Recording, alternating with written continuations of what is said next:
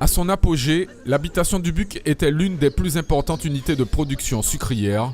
Elle fournissait la cour de Versailles pour les réceptions. C'est à travers des personnages de l'habitation incarnés par les collégiens que l'histoire est racontée aux plus jeunes.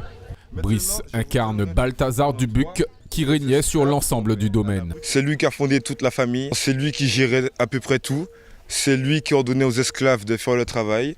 Je possédais aussi quelques cases, des maisons. Et aujourd'hui, mon travail consiste à faire les élèves des écoles du Robert découvrir tout l'ensemble de la caravelle et de découvrir ce qu'on faisait au temps des Dubuc. Imaginez ce qu'était la cuisine de Mont Céleste, au temps de Mont Céleste. C'était une esclave, elle travaillait et elle cuisinait pour la table du maître et ses invités.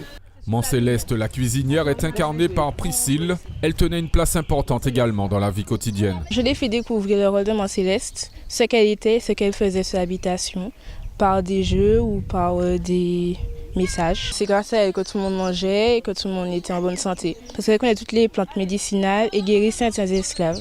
Le but, c'est qu'on les fasse un peu sortir, souvent, toujours sous les ordinateurs, tout et tout. Ça leur permet aussi de voir le paysage et de découvrir l'histoire de la Martinique. Des jeux de rôle pour mieux s'imprégner de l'histoire, mais aussi des épreuves sportives qui permettent de résoudre une énigme.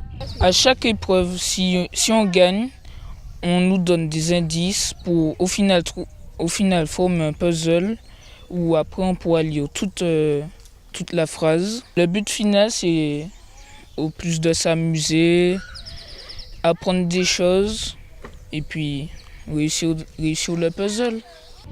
Depuis la réforme des programmes scolaires en 2015, les CM2 et les 6e font partie du même cycle, le cycle 3. On a décidé aujourd'hui de les réunir et de faire une action pour que les enfants du CM2 abordent déjà comment on travaille en collège.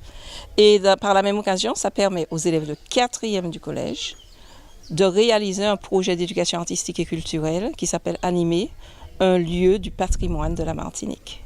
Une journée qui a également permis aux collégiens de valider une de leurs compétences d'enseignement moral et civique, intitulée « Je m'investis dans ma communauté ».